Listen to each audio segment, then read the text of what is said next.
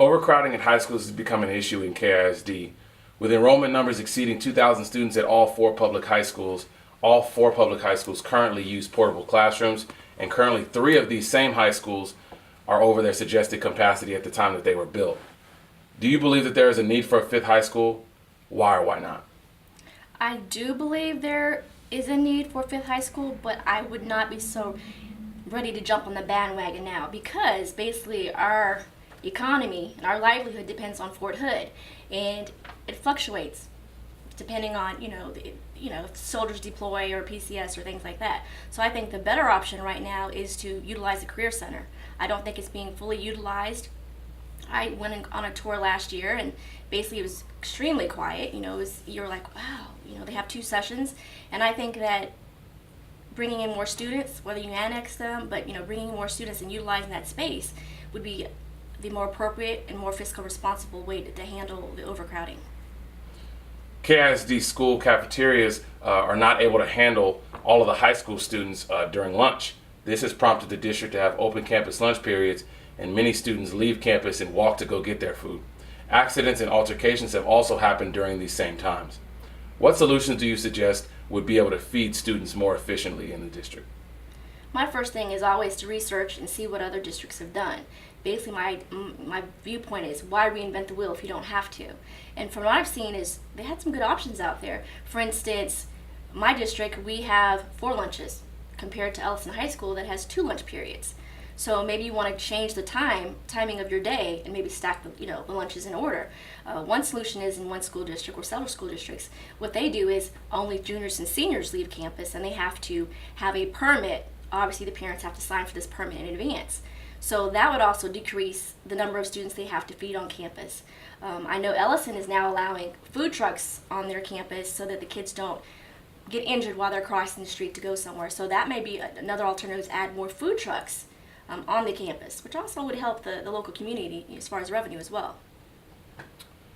Various reports of on-campus fights have occurred between students during open campus lunch periods as well as after school. How should the district police as well as local police departments work cohesively together to prevent future school fights from happening throughout KISD, after school, or during these same lunches?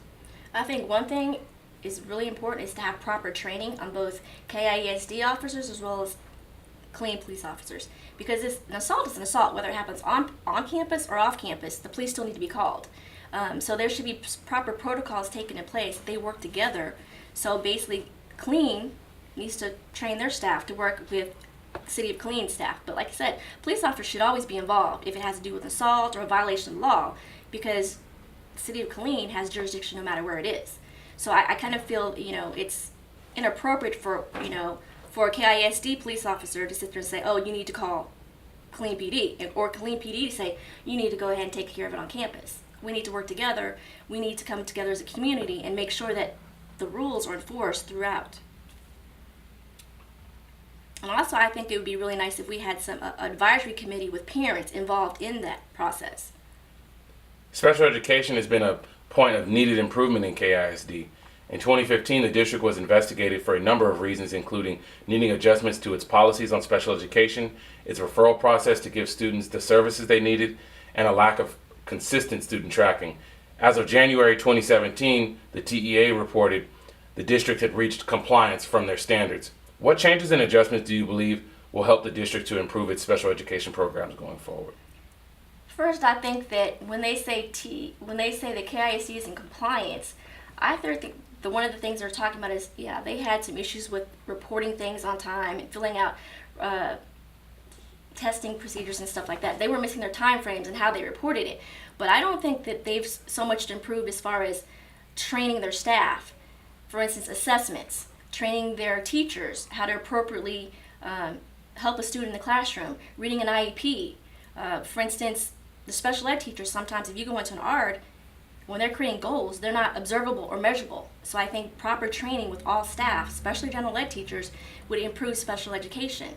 I know that I've talked to Dr. Kraft and Diana Miller about, because I'm a teacher, and I said, I'm special ed certified, and I can tell you, I am not equipped to go in there and help a student with dyslexia. I'm not equipped to go and help, a student with a learning disorder in writing. that's something that I need help in, but yet I have all these students in my classroom. And that's why we need, and I noticed that during pre-service, that's something that should be in the pre-service, where it's mandatory that all teachers go in and get training on special ed. UT Tyler, basically, I don't know if you know about House Bill 529, basically where they're trying to say is all new educators that go through college also going to have that special education classes built into their curriculum so that they will be able to be special ed certified. And I think that's a good idea. In January, TEA released its preliminary A through F ratings for all schools and school districts in Texas. Many of the KISD schools received D and F grades in specific categories. How do you help improve these ratings as a whole, and what do you think the district should do to change them? I think one thing is we need to stop enabling our high school students. I think we coddle them too much and we don't prepare them for the real world. For instance, if they don't turn in their assignments, sometimes we do grade inflate because we don't want us to do the paperwork. I'm not going to say me, but some teachers don't want to do the paperwork if a student fails. So, but holding them accountable, for instance, not let cell phones in the classroom. You see a kid on a cell phone, write up the referral. We shouldn't have cell phones, kids texting during the class time. Because guess what? If you're texting during an exam, like ACT, what happens to your exam? You get kicked out of the exam. So I think that we need to hold them more accountable for the real world. Same thing with career readiness. I think one of the issues we need to have is we need to have professionals come into the classrooms, because a lot of kids don't understand or don't even know what all the professions out there. They may not be geared to a regular four-year college, but they may find out welding is for me, or maybe being a graphic artist is for me. But you need to have professionals come into the classrooms and show them and open up their vision. And I think that was one issue to get them. And also, as far as truancy and attendance issues, we need to figure out, why are the kids not coming to school? Why are the kids late so much? And I think the best way to do that is that's where you reach out to the community, reach out to those parents that are getting those phone calls all the time. Talk to the students. What can we do to make you come to school more? There's probably situations going on at home that we don't know about. It could be transportation issues. It could be they're taking care of a little brother or something. But I think if we find out and take more of a proactive approach and letting them know we care enough about you to figure out what's going on, I think that will go a long ways as far as improving all that, the ratings, and not focusing so much on testing.